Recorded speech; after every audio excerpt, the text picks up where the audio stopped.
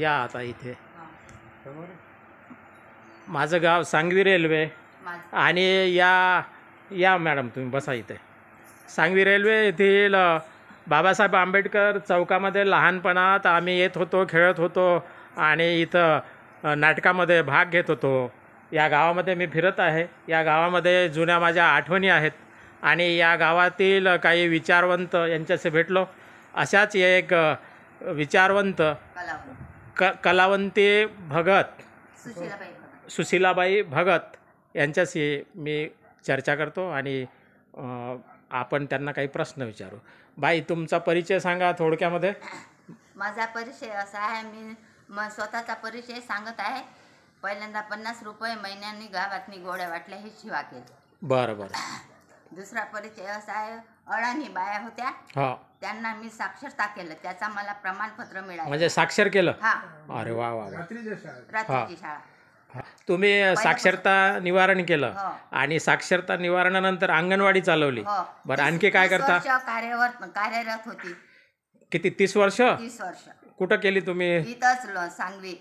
अच्छा, आपल्याच गावी केली का? अरे वा वा. आता रिटायर झालेली आहे. बरं बरं. तर मला तुम्हाला विचारायचं आहे की डॉक्टर बाबासाहेब आंबेडकर यांनी समाजासाठी काय केलं? समाजासाठी खूप कष्ट केले, खूप कामं केले त्यांनी. बरं बरं. हा. भारतीय संविधान लिहिलं का? भारतीय संविधान लिहिलं आणि संविधान दिवस म्हणून आम्ही साजरा पण करते. बरं बरं. संविधान दिवस साजरा करता का तुम्ही? चांगली गोष्ट आहे. आणि मुलाबाळांनी शाळेमध्ये यावं यासाठी तुम्ही कोणतं काम करता?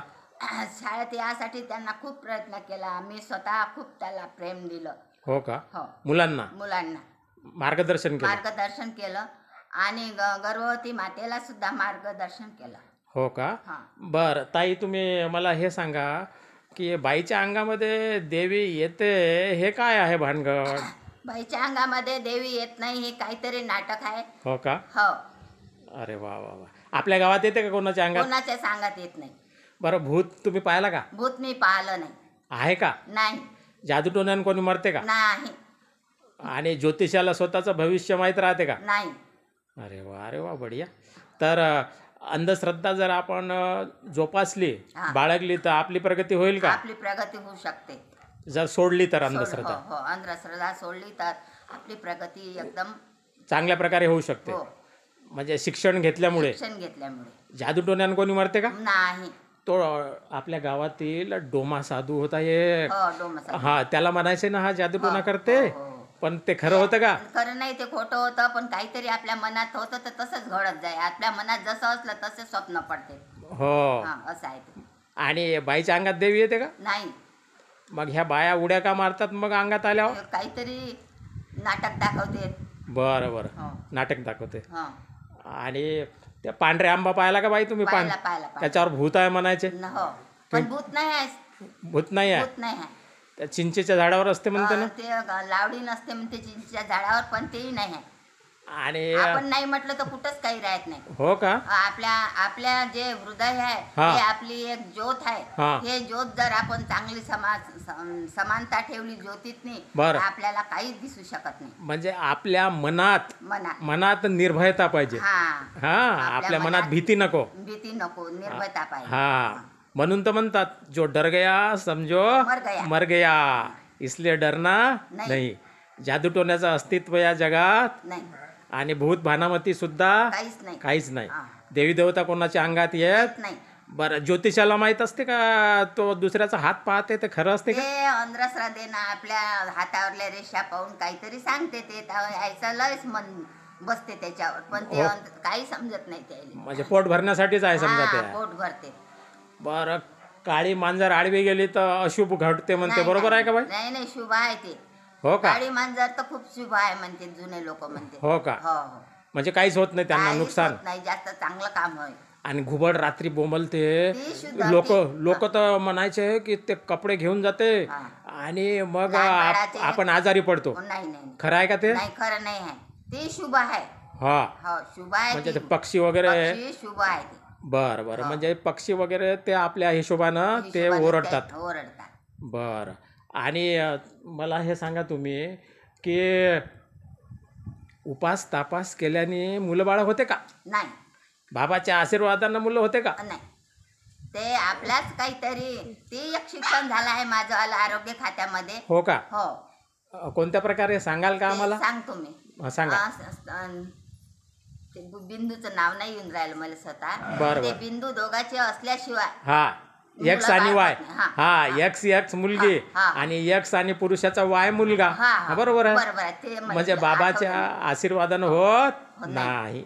मुलगा होणं हे पुरुषावरच असते अवलंबून. हा बरोबर आहे. मुलगा होणं पुरुष आणि पत्नी दोघांचे काहीतरी जंतू. हो तेच आपण शुक्राणू आणि अंडकोश. हा ते आलं लक्षात आमच्या. खरोखर तुम्हाला चांगली माहिती आहे. आरोग्य खात्याची मी 3 महिने ट्रेनिंग केले आहे तळेगावला. अच्छा. आरोग्य खात्यामध्ये? हो. मग 50 रुपये महिना मला मिळत होता. हो का? ते 1982 पासून मी ते शिक्षण घेतलं आणि मग ते योजना आपोआप बंद झाली. नंतर मग अंगणवाडीवर लागली. हो का? हो. 30 वर्ष कार्यरत होती अंगणवाडीमध्ये. हो. आता पेन्शन वगैरे मिळते? नाही, पेन्शन नाही भेटत. मग घर खर्च कसा चालतो? शेती आहे का? शेती नाही, काहीच नाही. माझा एक मुलगा कामाला जाते. दोघाला आम्हाला 1500 रुपये महिना भेटते. मला 1500 त्याला. बरोबर. म्हणजे 3000 रुपये. 3000. म्हणजे खेड्यामध्ये 75,000 ते भेटले होते ना ड्युटीचे. हो हो. याच्यावर तुमचा चरितार्थ चालतो. आता मी त्याच्यातून एक मार्ग काढला की कलावंताचा आपल्याला हे भेटला पाहिजे, पगार चालू झाला पाहिजे. तर मला बऱ्याच लोकांनी साथ दिली आणि चांगलंच लिहून दिलेलं आहे. हो का? तर आता मी डॉक्युमेंट पूर्ण जमा केले आणि आता ते कलेक्टर ऑफिसात देते, नाही तर मग तहसील मध्ये सादर. कलावंतांना ज्या सुविधा मिळतात, पेन्शन वगैरे, मानधन ते मिळालं पाहिजे, त्यासाठी प्रयत्न सुरू आहे. झालेच प्रयत्न. हो का? थोडंफार म्हणजे काम होईल तुमचं. आमच्या सदिच्छा तुम्हाला, कारण की तुम्ही चांगलं काम करा. आणि बाबासाहेबांनी जसं वैज्ञानिक दृष्टिकोन समाजामध्ये आणण्यासाठी प्रयत्न केला, त्यांच्यापासून तुम्ही प्रेरणा घेतलेली आहे.